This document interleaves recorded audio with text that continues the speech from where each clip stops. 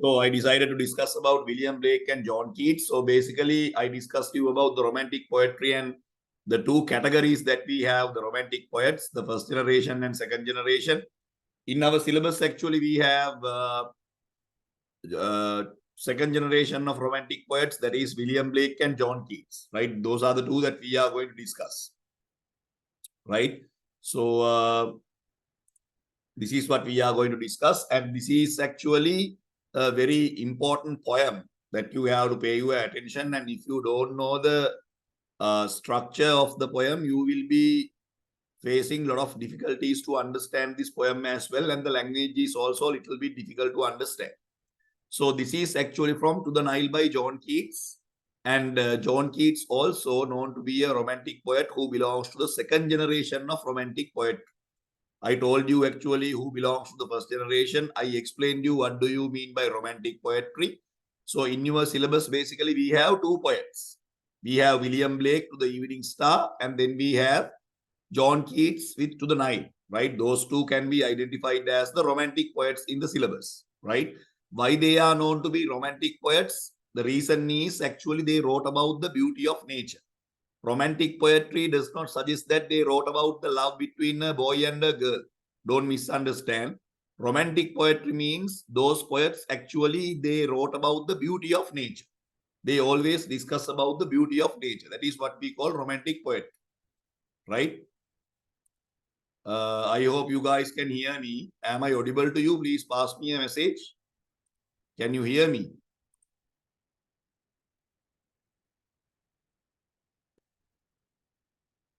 Can you hear me? Please pass me a message. Anyone who is in the class? Right. Okay, Buddha. Right. Then we will move on from there. Right. So we discussed about romantic poet. Right. The romanticism means discussing about the beauty of nature. That is the first thing that should come to your mind. Right. Romantic nature. Right. So now in romantic nature, like we discussed about the romantic poetry, we discussed about the beauty of nature, and we discussed about the industrialization which occurred in the London and which occurred in England. Those things we actually take into consideration. So we should not forget about that as well. The industrialization, that is what we have discussed. So based on industrialization, what actually happened, number of problems occurred in United Kingdom, but these poets, they did not bother. I told you, these romantic poets, they did not bother. Only William Blake actually mentioned certain problems which he saw in industrialization. That is why he is known to be a radical poet, right? If you take other romantic poets like William Wordsworth, Samuel Taylor Coleridge, John Keats, they did not pay any attention to these social problems, right? They always wanted to write about the nature. They always found their escapism on nature. But William Blake, right, even though he is coming under the category of romantic poets, why we have put that into his category? Because the reason is most of his poems are actually based on the beauty of nature. But on the other hand, there were some poets actually written by him, like London, Chimney Sweepers. So from these poems, we can understand what kind of impact that he has created about the industrialization and social problems actually occurred in the industrialization. So today we are going to discuss about a very important poem, that is To the Nile by John Keats. So I am discussing the poem with explanation. To the Nile can be taken as a sonnet. To the Nile can be taken as a ode. What do you mean by an ode? Ode can be identified as an addressing poem. If you are addressing a person, if you are addressing a kind of an animal, if you are addressing kind of a what do you call, river or anything like that, that is what we call ode, right? So To the Nile can be also identified as an ode because the poet is addressing the river Nile. So John Keats actually lived a very short period of time, very 23 years to 24 years. Due to tuberculosis, he died. So most of the time he wrote poetry in order to escape from his personal feelings. He suffocated from tuberculosis. He lost his mother, lost his father, and lost his one and only brother. And his girlfriend also did not like him because of tuberculosis. As a result of that, he was suffocating. right? He did not like his life. He actually wanted to escape from his life and he knew that he is going to die. The reason is that actually at that time period, they did not find any medicine for tuberculosis. Nowadays, we have medicine. But that time period, they did not find any medicine for tuberculosis. So definitely, he knew that he is going to die, right? So based on that only, he wrote poetry. So he always wanted to escape from reality. That is why he wrote poetry about environment or else about nature. So this poem is also something very similar to that. Don't think that all the poets wrote their poems in order to get some kind of engagement or else some kind of appreciation. But there are certain poets, they wrote certain poems for their personal escapism as well. So I have given some idea about this particular poet. John Keats was born in London on 31st of October 1795, the eldest of Thomas and Francis Jennings Keats' 4 children, right? So basically, although he died at the age of 25, in some books they say that 23, in some books they say 24. So you can write 23, 24, 25. We can't exactly say what is the time period. Different books actually come up with different ideas. So in some internet sites, they say at the age of 23. In some sites, they say at the age of 24. So however, he lived from 24, like to 24 to 25 years. He did not live long life. He did not enjoy long lifespan. So he lived 24 to 25. Keats had perhaps the most remarkable career of any English poet. He is actually representing Romanticism. This poem is a sonnet written in the Petrarchian style, which contains an octave, the first 8 lines rhyming ABBA, ABBA, and the sestate, next 6 lines rhyming CD, CD, CD. So, my dear students, this poem belongs to the category of sonnets. Basically, sonnets are actually 14-line poems. These 14 lines, we divide the first 6 lines, first 8 lines are known to be the octave. The next 6 lines are known to be sestate. Altogether, how many lines are there in a sonnet? Altogether, 14 lines are there. These lines can be divided into 2 parts, octave and sestate. Octave means first 8 lines, sestate means next 6 lines. The line which shift from line number 8 to 9 or line number 9 to 10 is known to be the volta line, right? So the shifting will occur in the volta line. So this is the basic structure of sonnets. You have to remember these things. Doesn't matter whether you are grade 10 or grade 11. This poem actually comes under the category of grade 10. So I am pretty sure that you may have covered this poem in your tuition class or else by your teacher. So you have to have a very good understanding about this poem.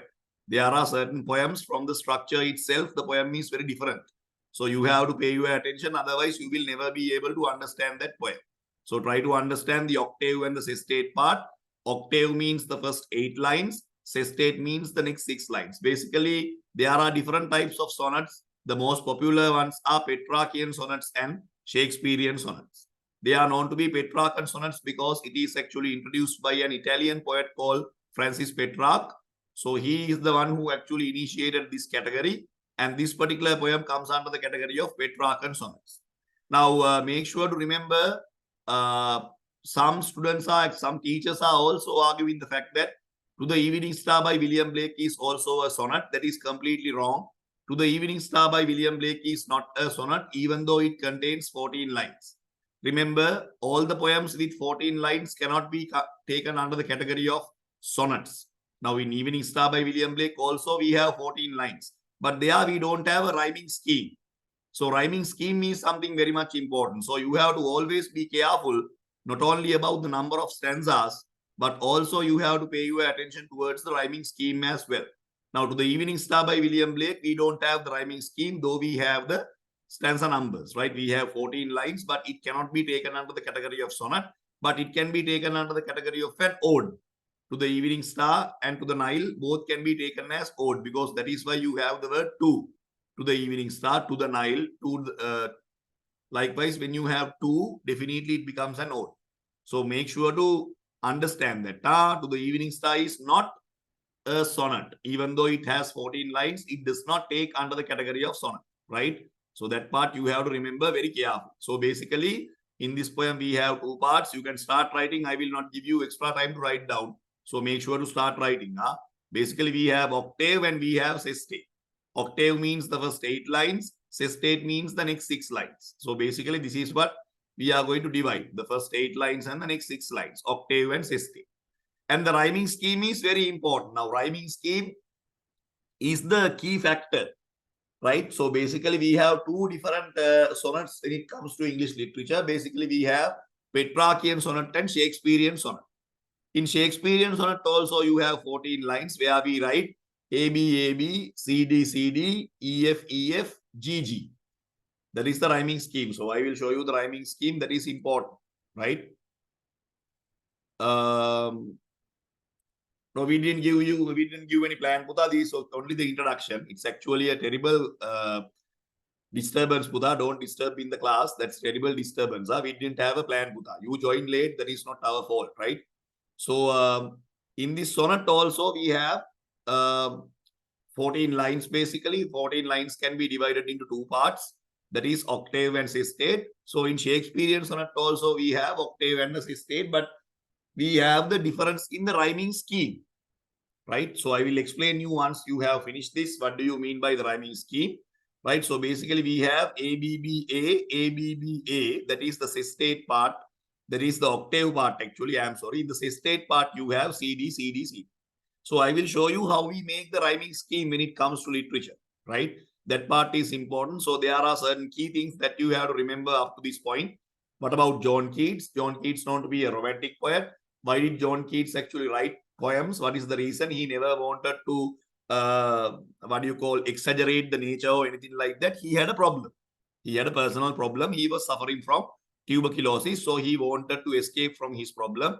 And he knew that he is going to die. He knew that there were no medicine. So he knew the fact that, okay, I'm going to die. So before I die, before my suffocation, I should write something. I should escape from this reality. So that is why he wrote poetry. That is why he comes under the category of romantic poet. This poem is known to be an ode. It is known to be a sonnet. It comes under the category of Petrarchian sonnets. Petrarchian sonnets are actually introduced by Francisco Petrarch. He is an Italian poet. In a sonnet, we have two parts, octave and sestate. Octave means the 8 lines. Sestate means the 6 lines. Octave is with different rhyming scheme and sestate is with different rhyming scheme. We discussed about the volta line as well, where when we are changing from octave to sestate, that line is, or else line number 9 is known to be the volta line. Those things I have explained here, you can write down. The poem seems to have awakened from his reverie of daydreaming of the charms of the Nile and begins to reflect on the natural beauty of the river. So in this particular poem, we discuss about two things. The natural beauty of the river. At the same time, we discuss about the service done by this river, right? So here the poet discusses about two key things. These are the things that you have to highlight and write down.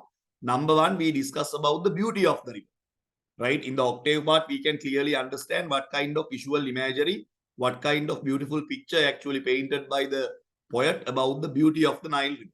In the second part, we discuss about the service, the great service done by the river Nile to the nation or else to the environment. Those two things we discuss here. That part also you have to highlight. One should also understand the historical and geographical importance of river Nile to understand the beautiful sonnet. That part is also very important because we know that Nile is known to be the longest river. Since because it is the longest river, we know what kind of contribution actually provided by Nile River. Almost all the half of the countries in the world will be benefited from the river Nile, right? So the geographical circumstances are something very much important that you have to practice. The poem will appeal to the reader's emotions in several perspectives, right? So our question is highlighting how it appears to the reader's emotions. So we are the readers, so it should appear us, not only for John Keats. So we are going to discuss how it appears to our emotions, right? We are discussing about that, how it appears to our emotions. The beauty of the nature will be appealing to the emotions of the reader. So we know that we are writing about the beauty of nature. So one by one, we will discuss how this beauty of nature is actually introduced in this particular poem. So hurry up and write down, then I will explain about the octave and sestate part. One of the most difficult poems. I'm pretty sure in your schools also, they have not covered this properly. If they have covered this properly, I'm pretty sure that you have second term exam. So definitely it will be there for grade 10s or else grade 11s. Make sure to cover up. Pass me a message after writing, then we will discuss about the poem.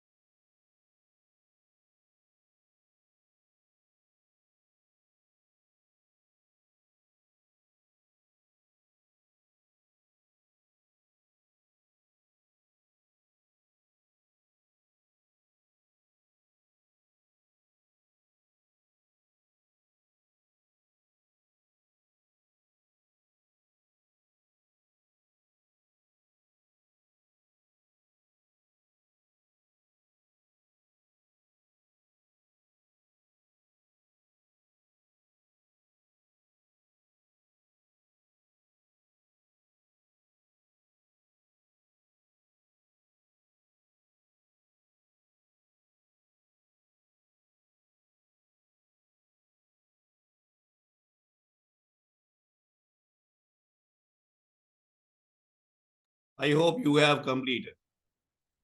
Now we will go to the poem and we will try to understand how this octave and sestate will work.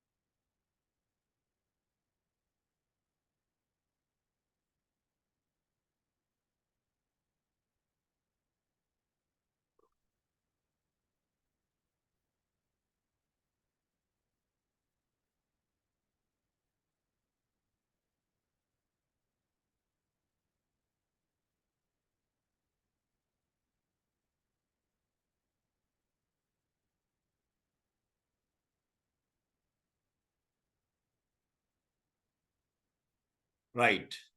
So we will go to the next explanation. I hope you guys can see the screen. Make sure to write and at the same time, make sure to pay your attention as well. Right. So we discussed about the opening part. Then we will move on to the beauty of the river Nile. On the other hand, Nile River will be taken to evoke the intelligence among the readers to verify the fact that even though it is known to be the longest river in the world, the service provided by the river is very same, just like all the other rivers in the world. Now, in the octave part, in the first 8 lines, we have to understand what kind of effort is actually done by what kind of effort is actually given by the poet in order to show the mythical, mystical features of the river Nile. If you can remember the poem, right? The poet says, right? The son of the all moon mountains, chief of the pyramid and crocodile, sword of the nation since the world began, right? Uh, Nurse of Sword Nation since the world began. Likewise, he explains about the what do you call the grandeur, right? The glory of the river Nile, right? Using different types of metaphors. Basically, we have 3 metaphors using hyperbole, right? Since the world began, Nile River is there using hyperbole, using different types of metaphors, right? Nile River is compared to a nurse, Nile River is compared to a sun, right? Nile River is compared to the chief of the pyramid and crocodile. Likewise, we can understand some kind of grandeur, some kind of glory is actually given to the nature. That happens in the first 8 lines. That happens in the first 8 lines. And later, when we read the poem, the next 6 lines, we will realize that the poet tries to explain the fact that no, right? Even though the river Nile is known to be the longest river, try to understand, I was actually mistaken, right? I'm really sorry. The poet says, no. I'm discussing about these old fancies, right?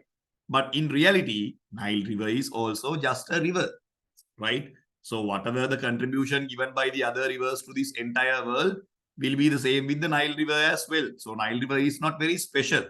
So that special quality will be clearly degenerated in the second part, or else we call the sestate part of the poem, where the poet says almost all the rivers will have islands and Nile River is also very same. That is what he says, right? And almost all the rivers at the end of the day, they will what do you call go towards the sea. Nile River is also very same.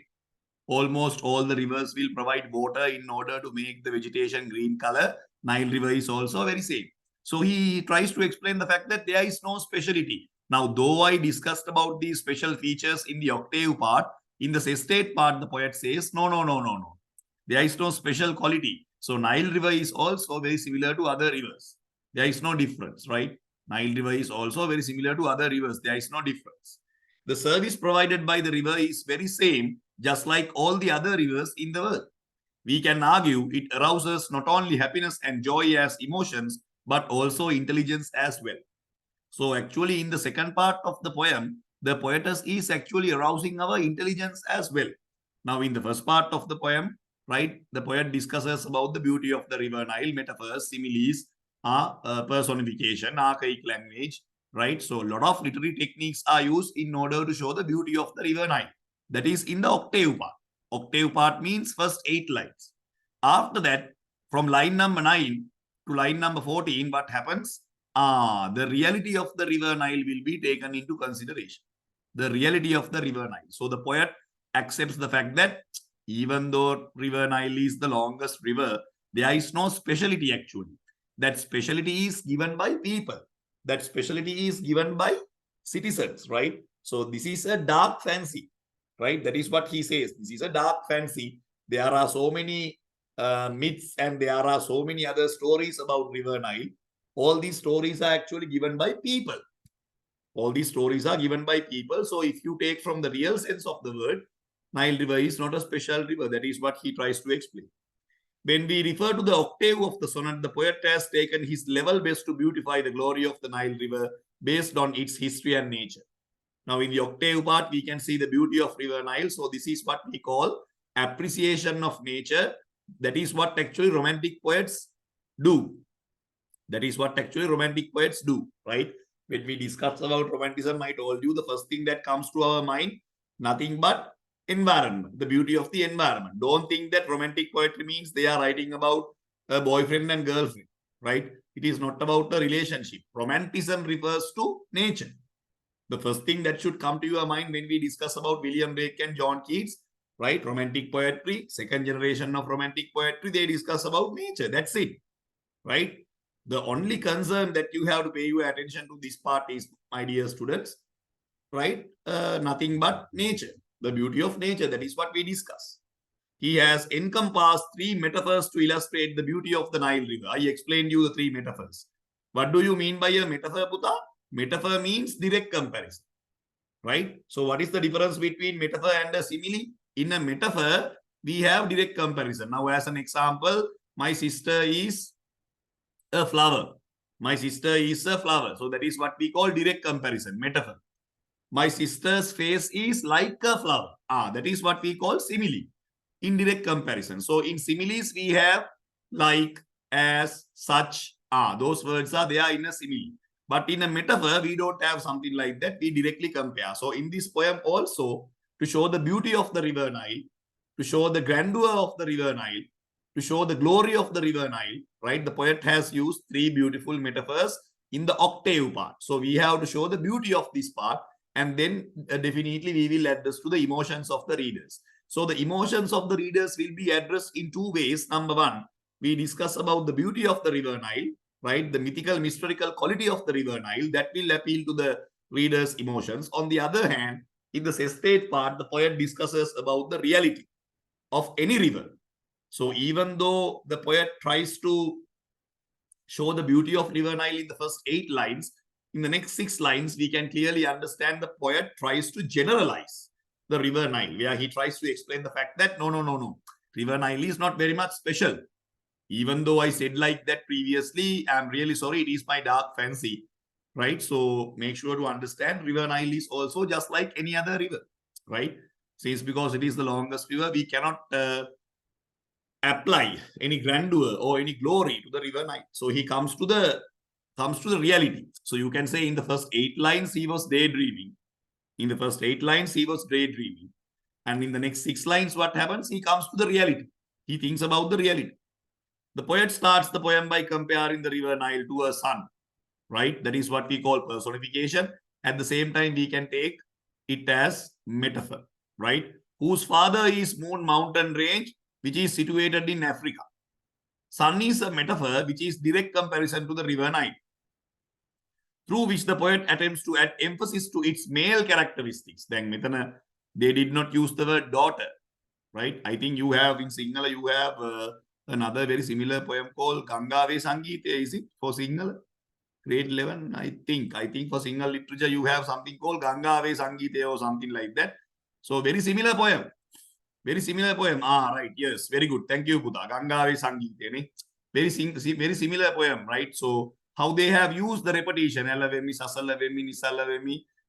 Likewise, they have different ways, right? So it shows the challenges actually faced by people, and the entire river is actually compared to a human being, right? How it starts and how it moves on, and what kind of challenges faced by these human beings. So this is actually compared to a human life, right? So it is not actually the music of the river, but that music of the river clearly shows us our human life.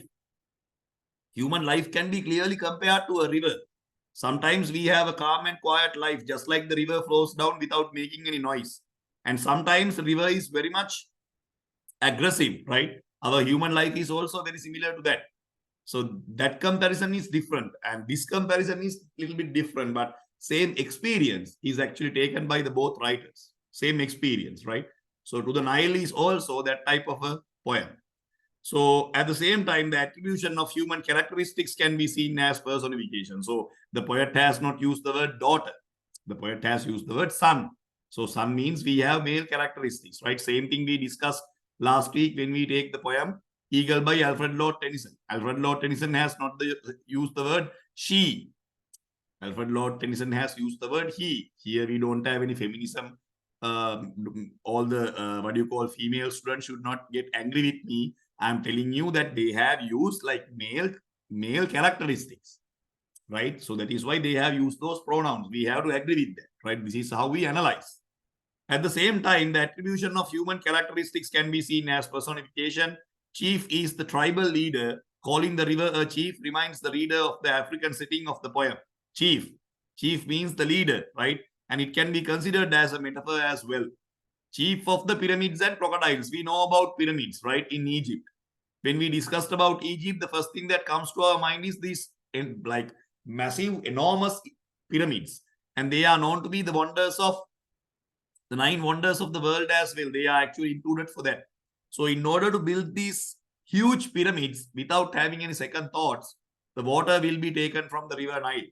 At the same time, the transportation of all these goods will be done, may have been done using the river Nile. So we should not forget about that as well, right? So river Nile has contributed a lot for the civilization as well, right? Chief of the pyramids and crocodiles. So when we say the word pyramids, the first thing that comes to our mind is the civilization, Egyptian civilization, right? Under the category of history, we discuss about that, Egyptian civilization. So in order to make a civilization, we know water is important. No civilization in this world is made apart from water, right? People build their civilizations near water, near waterways, right? If you take almost all the civilizations like Hoang Ho civilization and Euphrates, Tigris, and if you have all the Indian civilizations like most of them were actually formed near water. Water is essential, right, for human beings. So, right, that is actually very common. So the poet tries to explain the fact that if you discuss about the Egyptian civilization, Nile River plays a key role. At the same time, chief of the pyramid and crocodiles, we should not forget about the crocodiles as well, right? Still in the Nile River, a lot of crocodiles are actually living. It has become the natural habitat of most of the crocodiles. So from that, actually, the poet tries to explain the fact that, okay, Nile River has provided a natural habitat for these animals as well. And crocodile is taken as a very holy animal when it comes to Egyptian setting. They don't kill even crocodiles who live in this Nile River. So that is also actually explained here in the poem, right? So some kind of divine quality, some kind of mythical, mystical value is actually encompassed by the poet in this particular octave part, right? Not in the sestate part, octave part. So it is appealing to our emotions, right? We will feel about that. Okay, when we use the word crocodiles, it will appeal our emotions, right? Okay, crocodiles are actually dangerous, right? On the other hand, about the Egyptian civilization, son of the old moon mountain. Now we have heard in Sri Lankan setting, all the 4 major rivers in Sri Lanka, Mahaveli, Kelani, Kalu, Alave, right? They starts from Adam's Peak.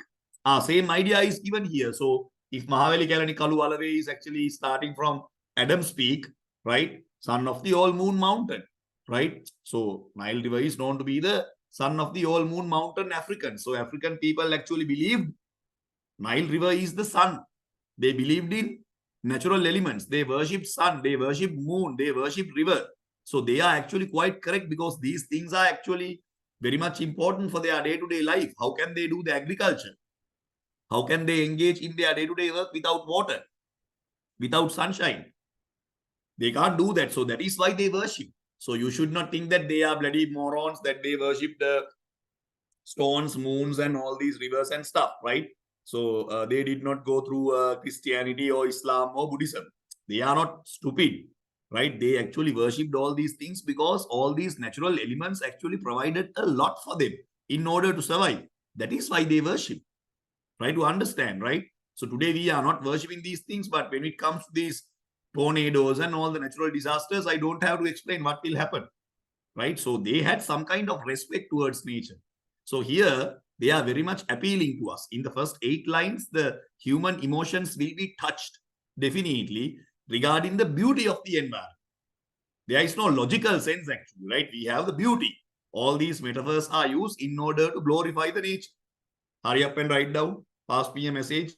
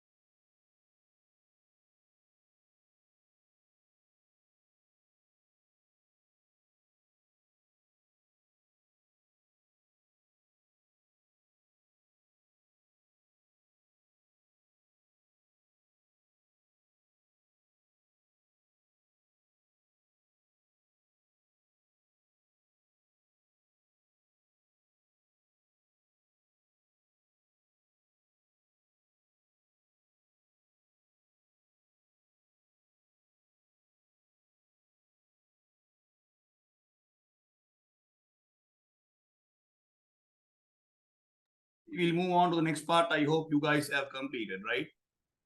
The Egyptian setting is created through the visual images, pyramid and crocodile, but note that the poet does not talk about the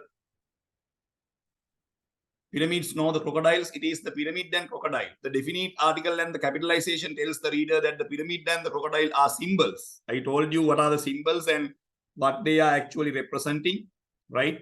They all collectively appeal to the audience to embrace the emotions, right? So our emotions will be embraced. We will discuss about the beauty and the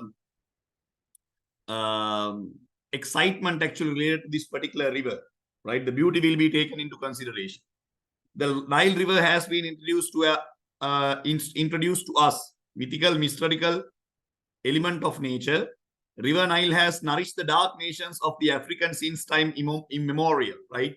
So here, Nile River has actually nourished the dark nations as well, right? A lot of people are actually benefited from River Nile. We should not forget about that, right? Most of the time, these Egyptian settings, they are full of infertile land. A lot of deserts can be seen. So the Nile River is the only source of water, which provides some kind of nourishment to these people as well. From that perspective, also, we can understand how important Nile River is. River Nile has nourished the dark nations or the Africans since time immemorial.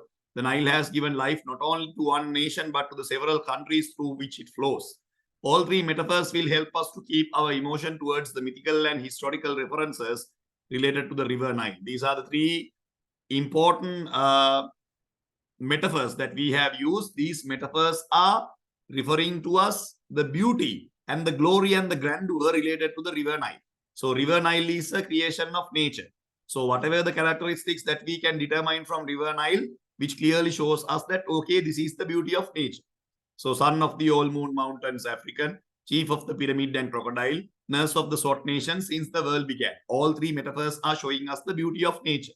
So it appeals to us as emotional things because it shows the beauty of nature, nothing but the beauty of nature. This is what we discuss.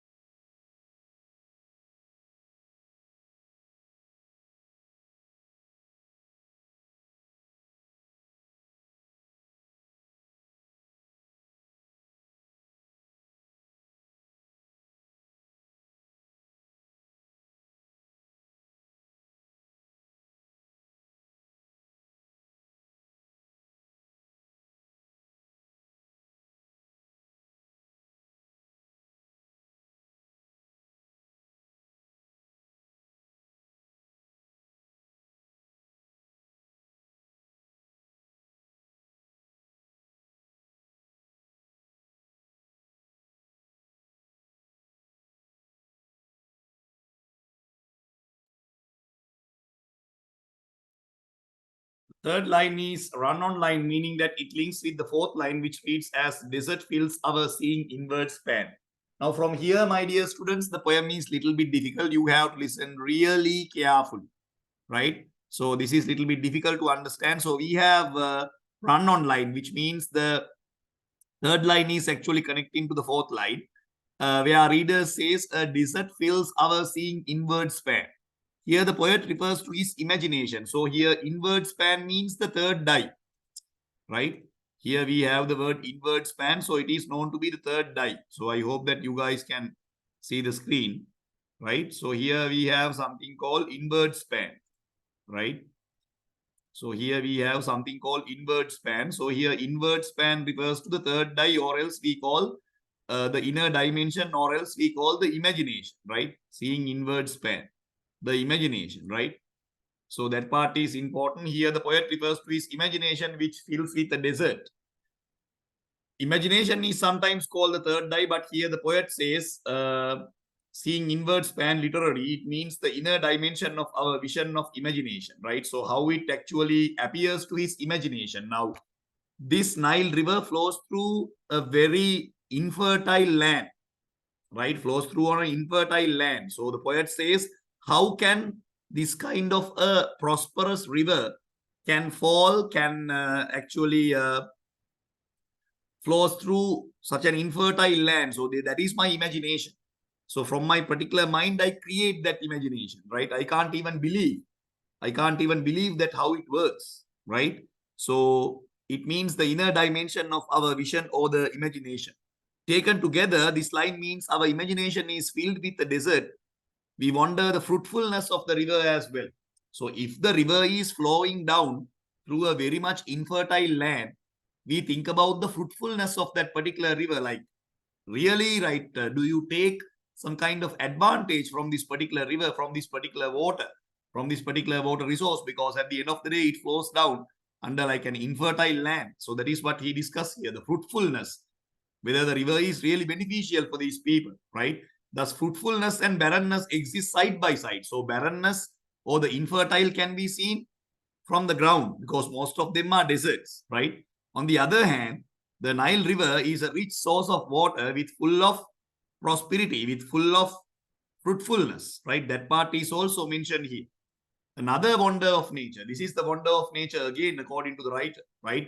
Because the nature has provided all the two contradictory things together, right?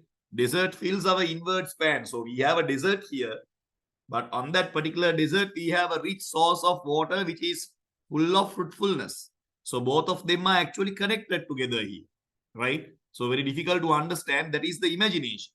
That is the imagination created by the poet, right? So he says, literally, it means that the inner dimension of our vision or imagination taken together. This line means our imagination is filled with a desert while we wonder at the fruitfulness of the river.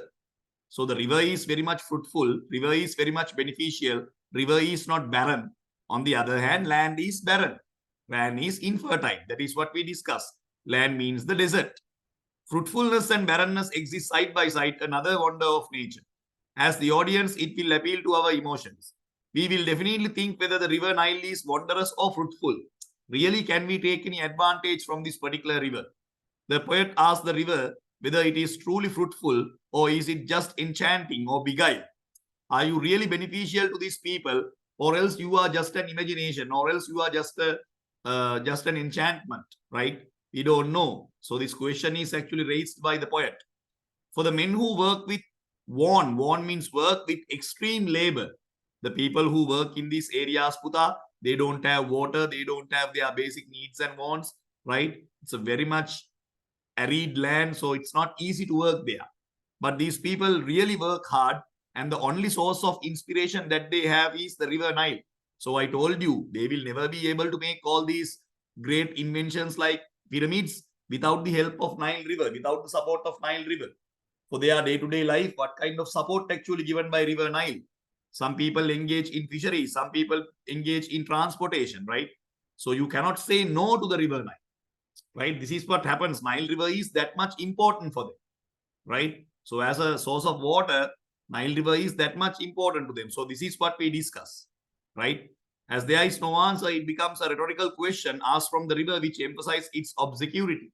So even the poet doesn't know whether the Nile River is really beneficial or else just it is a fancy or else beguile. Beguile means enchanting, right? Because there are so many other stories around the River Nile. So based on that, people are venerating River Nile, or else they are showing a lot of respect towards the River Nile, or else people are really venerating and actually respecting River Nile due to the service done by the River Nile, right? River Nile has provided the transportation method. River Nile has provided some kind of occupation for them. They can engage in fishery. They can engage in their day-to-day work nearby River Nile. So River Nile has genuinely provided some support. Genuinely provided some support. Or else it's just an enchantment where there are certain mythical and mystical stories around River Nile. As a result of that, people actually venerated River Nile, right? So these two things are actually taken into consideration. It becomes a rhetoric question asked from the river, which emphasizes its obscurity. Art thou so fruitful, or dost thou beguile? Are you really beneficial to these people, or else are you just an enchantment? Right? That is what the poet asks. Such men to honor thee. Such men are actually showing a lot of honor and respect towards you who work really hard. Born with toil means who work really hard. Right? So hurry up and write down.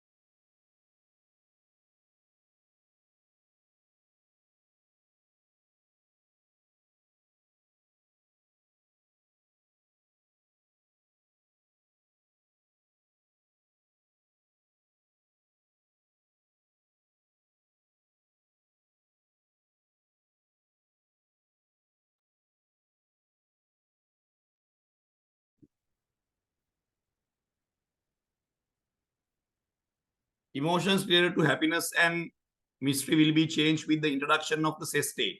Now the poet is dealing with the practical or common elements related to any river. By referring to this, the reader's emotions will convert from delight to intelligence. The audience may also realize the Nile River is overrated by the poet, and then the poet himself explains about the reality of the river. This changes the perspective of the poet as well as the readers. To quote from the text, "Oh, may dark fancies err, they surely do." The ninth line is the volta line of the sonnet, which separates the octave, 8 lines with a regular rhyming scheme from the sestate, 6 lines with a regular rhyming scheme. Keats comes to a conclusion that inaccurate, dark imagination. So throughout first 8 stanzas, he accepts the fact that he discussed about dark fancies, right?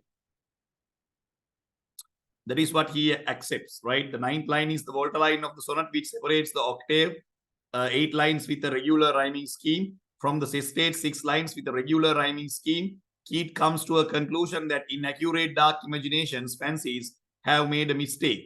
By personifying the fancies, which is later introduced by them with awe and the exclamation mark, the poet introduces an interjection and emphasis to his sudden realization, right?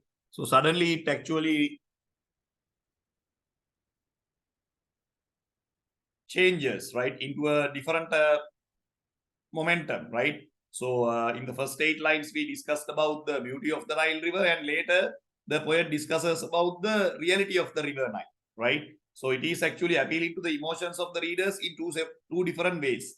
First, it appeared as something delighted, something amazing, something very much mythical and mystical. But in the sestate part, the writer tells the truth. The poet tells the truth. Nile River is not actually special, just like the other rivers as well.